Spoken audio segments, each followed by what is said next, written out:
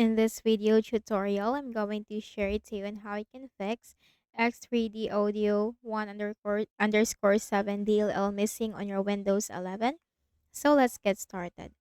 First is we have to check the system type of our Windows 11. So go to the Windows search bar and search for system information. Click on it under the best match.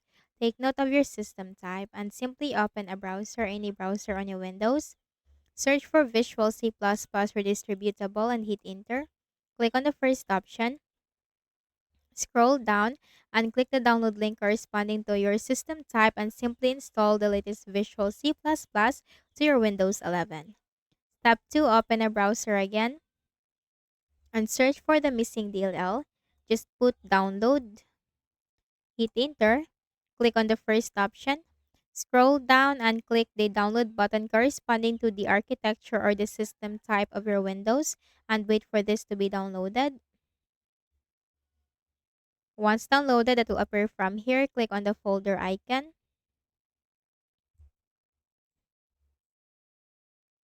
Then right click at the folder, select extract all, click on extract.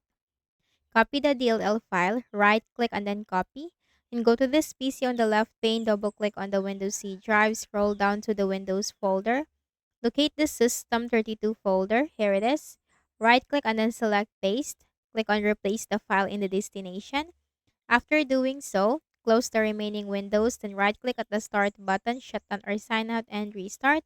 Also consider to update your Windows, so click on the start button and go to settings.